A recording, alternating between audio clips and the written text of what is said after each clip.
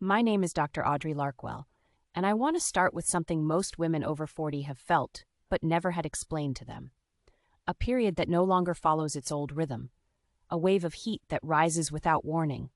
A night that ends in sweat instead of rest. A mood that feels less like your own. A belly that resists what used to work. An energy level that runs out earlier each day. And underneath all of it, the same quiet question. Is something wrong with me? I want to answer that honestly today. In most cases, the answer is no. Nothing is wrong. Something is changing. And the name for that change is perimenopause, a word many women hear too late, often after years of quietly blaming themselves for symptoms they were never taught to recognize. I know this not only from my work, but from my own life. Today, I want to walk you through what I have learned, clinically and personally, about this transition, why it touches so many systems at once, and what you can actually do about it. Stay with me. I was 43 when the first sign appeared in my own body. My period, something I had tracked and understood for over 2 decades, arrived a week and a half early. The following month it was late, then heavier than it had been in years, then barely there at all. I told myself what I now hear from almost every woman I see. It's stress. It's the travel. It's nothing. But I knew. Then the heat came, a sudden wave rising through my chest and face, here and gone before I could fully name it. Then the nights changed, waking damp and uncomfortable, in a room that was not warm, unable to find my way back to real sleep. I am a specialist in exactly this field. I knew the physiology, and I still spent months minimizing what was happening to me. Because living a transition is different from studying it. It becomes personal in a way that changes how you understand it and how you talk about it with other women. That is what I want to bring to you today. Perimenopause is the transitional stage that precedes menopause. It is not a single event. It is a process, one that can begin in the late 30s or early 40s and last for some women close to a decade. During this stage, estrogen does not decline in a smooth, predictable line. It fluctuates. It can rise sharply one month and drop the next. And because estrogen has receptors throughout the body, not just in the reproductive system, but in the brain, the skin, the gut, the blood vessels, and the temperature-regulating centers, these fluctuations produce effects that show up almost everywhere at once. That is the piece most women are never told. Perimenopause is not a single symptom. It is a systemic transition, expressed through many smaller signals that feel disconnected until you understand the thread that ties them together. Let me walk through the most common ones. The first sign many women notice is a cycle that no longer behaves the way it always has. It arrives early, then late, heavier one month, lighter the next. Sometimes it skips entirely, then returns as if nothing happened. This unpredictability is a direct reflection of fluctuating estrogen. When estrogen rises sharply, the uterine lining can build up more than usual, producing a heavier period. When it drops before ovulation completes, the cycle may be lighter or skipped altogether. Important, not every cycle change is perimenopause. Heavy bleeding, bleeding between periods, bleeding after intimacy, or any bleeding after menopause has occurred should be evaluated by a healthcare professional promptly. But irregularity alone, in the context of the other signs I am about to describe, is one of the earliest and most common signals of this transition. The second sign is the one most people have heard of, but few are prepared for. A hot flash is a sudden wave of heat that begins in the chest or face and spreads through the body, often followed by flushing, sweating, and a faster heartbeat, then fading just as quickly.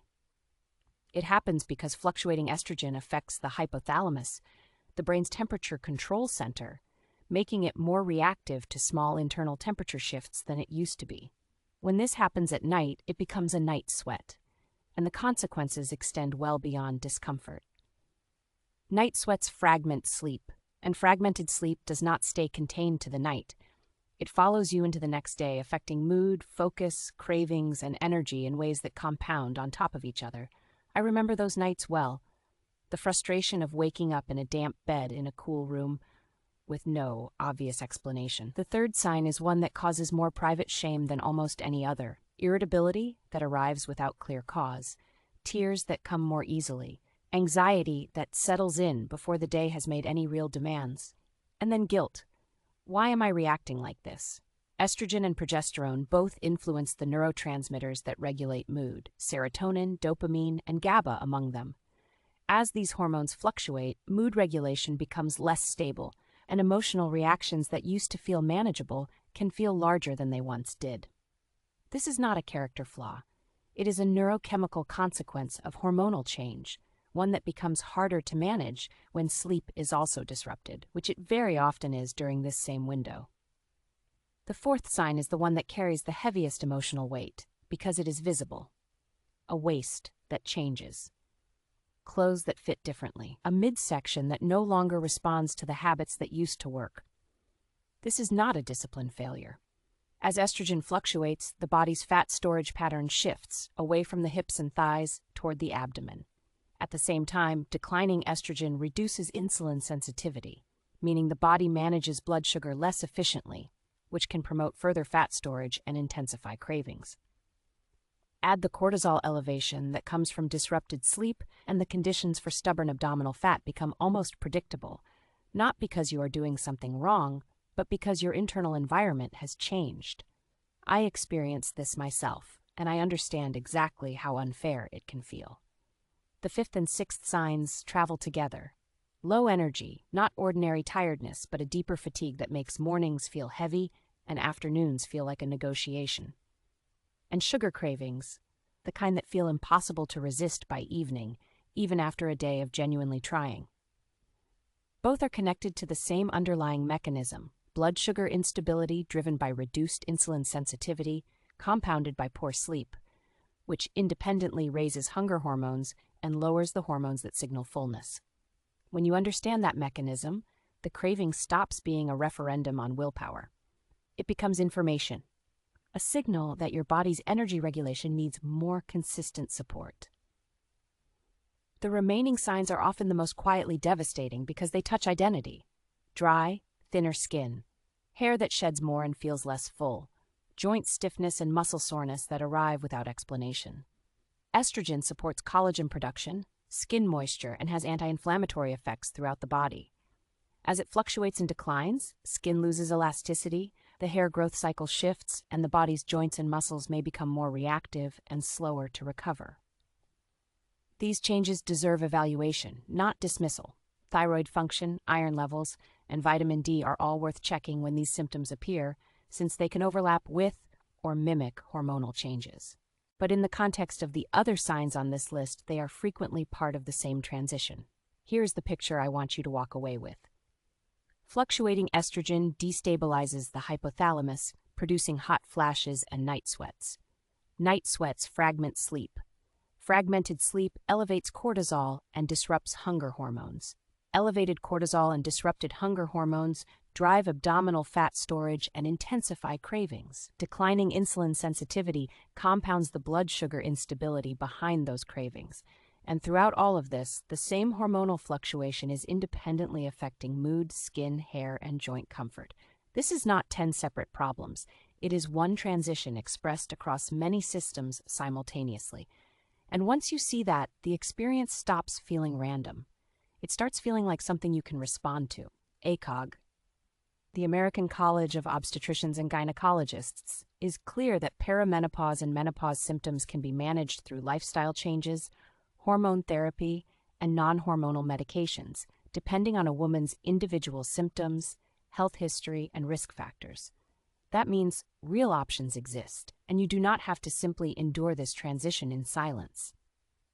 On the lifestyle side, several approaches consistently make a meaningful difference. Protein at every meal supports muscle, slows blood sugar spikes, and reduces the evening cravings that come from unstable glucose. Resistance training 2 to 3 times a week protects metabolism, bone density, and insulin sensitivity, all of which are affected by declining estrogen. Protecting sleep through consistent schedules, cooler bedrooms, and reduced alcohol is one of the highest leverage changes available because so many other symptoms trace back to fragmented rest. And managing stress directly addresses the cortisol elevation that worsens nearly every sign on this list. Alongside these foundations, many of the women I work with also find value in a consistent, natural daily supplement routine, one built around plant-based ingredients studied for their role in blood sugar balance, antioxidant protection, and metabolic support. Not a replacement for medical care, not a cure for perimenopause, but a daily layer of support that, combined with the lifestyle changes above, may help make this transition meaningfully more manageable.